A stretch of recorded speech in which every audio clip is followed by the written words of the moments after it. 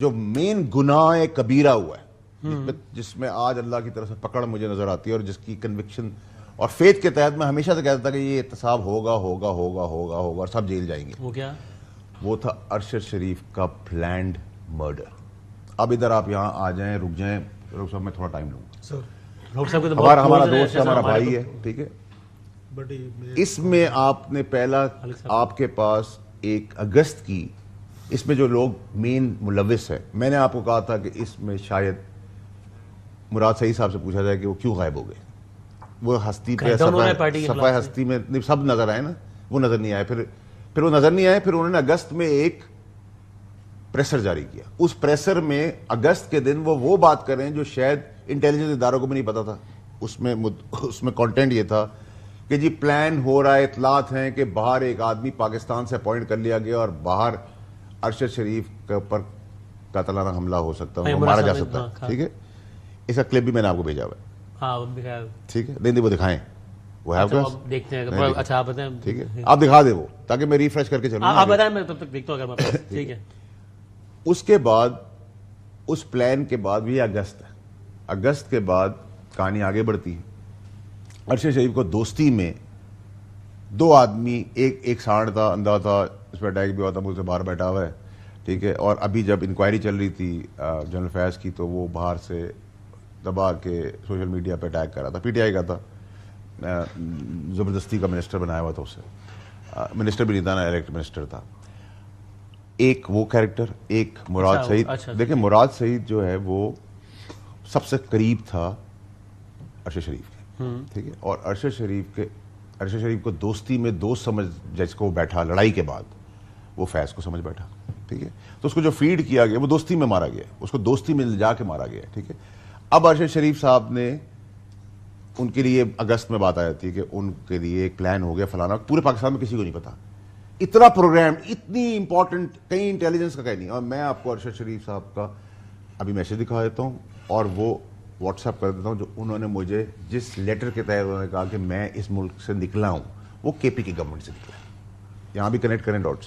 ٹھیک ہے, پھر میں جب آپ کو امپورٹنٹ بات کرنے جا رہا ہوں, اس کے بعد آج کے دن مراد سعید صاحب صفحہ ہستی پہ کہیں موجود نہیں ہے. سوال کرنا چاہیے کیوں نہیں موجود. جلسے میں خطاب کیا انہوں نے آج نہیں نظر نہیں آ رہے نا, علامتی طور پہ نامعلوم افراد بن گئے ہیں وہ. ٹھیک ہے, اس کے بعد وہ سامنے نہیں آ رہے. اگر وہ سامنے آ گئے, وہ پکڑے گئے, تو یہ 2 کہیں نہیں جا سکتے, مراد فیض حمید صاحب اور عمران خان صاحب. اگر مراد سعید صاحب منظر عام پہ آ گئے وہ کیسے؟ ایک بار مراد سعید صاحب کہاں چھپے ہوئے تھے؟ مراد سعید صاحب ارشد شریف قتل کے بعد ارشد شریف کے گھر کی اینیکس جو ایک کمرہ ہے باہر, اس میں چھپے ہوئے تھے. میں چیلنج کرتا ہوں پورے پاکستان میں, مجھے غلط ثابت کرتا ہے, کیونکہ اتنا زیادہ بھروسہ اس نے کما لیا تھا.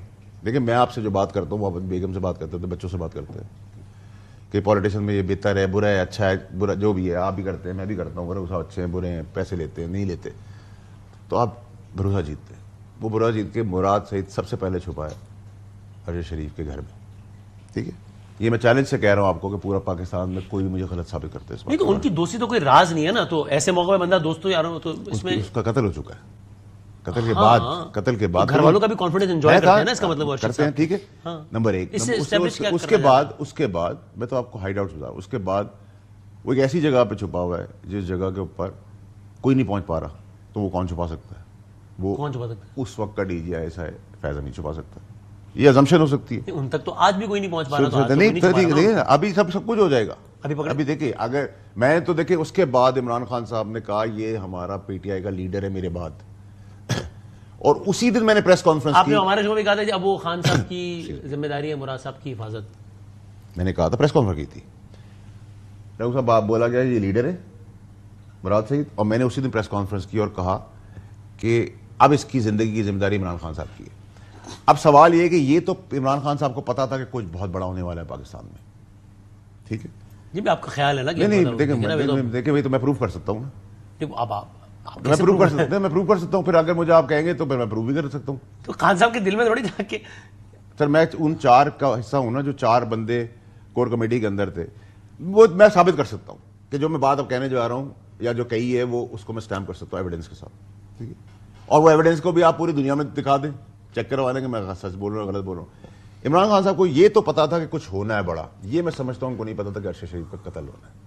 یہ تو پتا تھا ان کو کہ کچھ ہونا ہے، اور اس کے تحت ایک پلان کے تحت ہم اناؤنس کریں گے لانگ مارچ. اور اس ڈیٹ کو اتفاقاً جو ڈیٹ ان کے حساب سے تھی، وہ جب ڈیٹ اور وہ سنڈے نکالیں تو وہ 23 اکتوبر 2022 نکلتا ہے، جس میں ارشد شریف کا قتل ہوا تھا. تو اس لاجک سے تو پھر آپ یہ کہہ رہے ہیں کہ جو فائرنگ ہوئی خان صاحب پہ وہ بھی پھر جنرل فیض آپ کہہ رہے ہیں؟ میں آ رہا ہوں سر، میں ابھی آ رہا ہوں. اب یہاں تک آؤ گے. اب یہ ڈی جی سی کو ارشد کو اٹیک کروا کر کیا فائدہ تھا؟ اس کو نقصان تھا.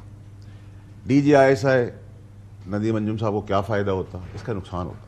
اور اس کے بعد ایک demand I P T I کی طرف سے، صاحب کو کیا فائدہ ہوتا؟ ایک ڈیمانڈ آئی بار بار کہ جی ڈی جی آئی ندیم انجم صاحب کو ہٹائیں اور ڈی جی سی فیصل نصیر صاحب کو ہٹائیں. یہ ڈیمانڈ یاد ہے آپ کو؟ ہر جگہ تھی. ڈرٹی ہیری کو ہٹائیں، اس کو ہٹائیں، اس دو کو ہٹا دیں بس. D G I S I Nadeem Anjum صاحب کو ہٹا دیں اور فیصل نصیر صاحب ڈی جی سی کو نکال دیں. بس یہی ایک فرمائش تھی. اس فرمائش کے علاوہ there was nothing else. یہ دو آدمی ہٹائیں.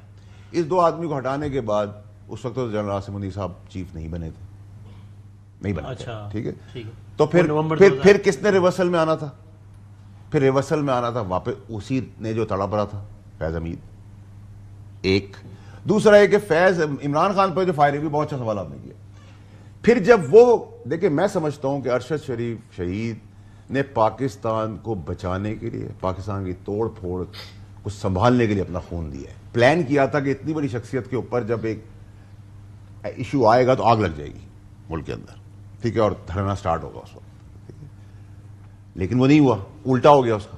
ٹھیک ہے. اس کے بعد کوئی آپشن جب نہیں بچا تو میں عمران خان صاحب کو آخری میٹنگ میں کہہ کے آیا تھا کہ آپ پہ فائرنگ ہوگی، آپ پہ اٹیک. آپ نے کہا ہے خان صاحب کو؟ دیکھیں میں خان صاحب سے میرا ڈس ایگریمنٹ کس بات پہ ہوا ہے؟ خان صاحب تو پیک پہ تھے، مجھے کیا کرنے کی ضرورت ہے؟ میں بھی لیڈر میں نے چھوڑا تھا، مجھے نکالا جب تھا، جب میں نے ان کو کہا تھا میں آپ کو مرنے ہی نہیں دوں گا، میں اپنی پوری کوشش کروں گا کہ قتل و غارت کو روکوں. میں پریس کانفرنس کی.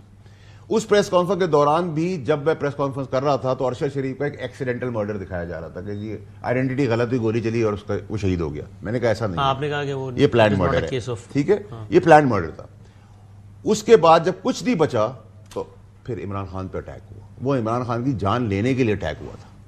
یہ آپ مانتے ہیں؟ ایسا تو نہیں تھا نا کہ عمران خان سپر مین تھے، یوں ہلا دیتے یا 21 گولیاں شلوار سے نکل گئی، سب کہانیاں بیکار کی. اس وقت بڑی لیڈرشپ تو موجود ہی نہیں تھی، سیکنڈ ٹیئر تھی ہی نہیں. ٹھیک ہے. اس کا مطلب ود انفارمڈ، کیا سوال کر سکتا ہوں میں؟ ٹھیک ہے، کہ عمران خان آگے سامنے تھے، باقی سب پیچھے سیکنڈ تھرڈ ٹیئر میں، تو مین تو تھے ہی نہیں.